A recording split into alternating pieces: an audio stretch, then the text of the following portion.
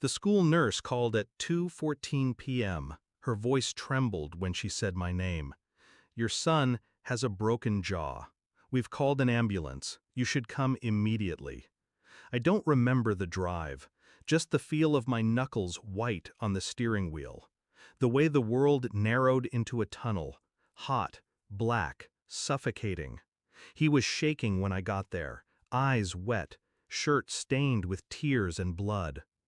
"Dad, I went to Mom's office to surprise her," he whispered, slurring through pain. "She was with her boss. He saw me, got angry, pushed me hard, broke my jaw. He said if I told anyone, he'd do worse to you." I didn't react, not then. My hand touched his shoulder. I told him it was going to be okay. But something inside me shifted. There was no panic, no screaming, just silence. A cold, sharp silence that let something else take over. Nobody puts their hands on my son. And I wasn't going to his office to talk. At home, her keys were on the hook. Her perfume lingered in the hall. I sat on the edge of our bed and waited. She came in humming, normal, casual, like nothing was bleeding beneath the surface. "Hey," she smiled, "how was your day?" I looked at her. She paused. I saw it then. The flicker. Guilt? Fear? A shadow she hadn't buried deep enough. I stood, walked past her, whispered, "He told me." She froze. "Told you what?" The fear in her voice was instant. I didn't answer. I watched her try to calculate what he'd confessed, which version of the lie might survive. She followed me into the kitchen, breath short. "What are you talking about? Who told you?" Still, I said nothing. I opened the drawer where we keep the mail, pulled out the emergency contact form from our son's school. Her boss's name, written in her handwriting. Emergency contact above me, he was listed first. She noticed, tried to explain. "He's just closer to the school, Her voice crumbled when she realized what she'd just admitted. Closer to the school? To our son? I didn't scream, didn't accuse. I watched and waited. Her phone was always face down, but now I knew where she kept the backup, the one with the silent notifications. I mirrored it while she slept. 3 weeks, that's how long I tracked their messages. The late nights, the team building, the hotel receipts disguised as Uber rides. She was meticulous, but I was patient. I printed the texts, copied the photos, saved the recordings. I didn't confront, I documented. I took our son to a new therapist, quietly arranged a second opinion on his injury, fracture consistent with impact trauma, not a fall. I sent the results to a private inbox.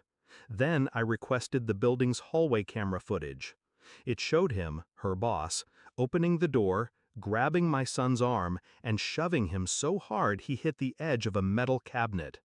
It showed him closing the blinds after. I didn't feel rage, not the loud kind. What I felt was precision, a blade sharpening inside my chest. 2 weeks later, she came home late again. I was in the kitchen, wine poured, a manila envelope on the counter. "What's that?" she asked. I pushed it toward her, said nothing. She opened it. The texts were on top. Her face paled. Underneath, the photos. Her boss, my son, the fall, the timestamp, the report. She didn't speak, didn't cry, just stared. Then she whispered, "You knew?" I nodded. "I didn't know he'd hurt him," she said. Her voice cracked. "I swear I didn't." I turned away, washed my glass, placed it carefully in the rack. Her breath caught. "You're leaving," she said, "aren't you?"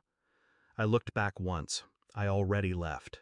I sent copies of the footage to the school board, to HR at her office, to his wife. I made no threats. I didn't raise my voice. The silence did the work for me. He was fired the next morning.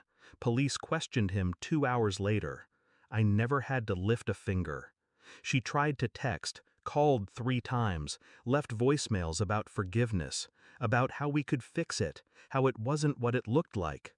I blocked her. Our son stays with me now. A new school, new routine, no mention of her name. She tried to show up once. He didn't want to see her. Neither did I. I sleep fine now, not because it doesn't hurt, but because the bleeding stopped. The lie is over.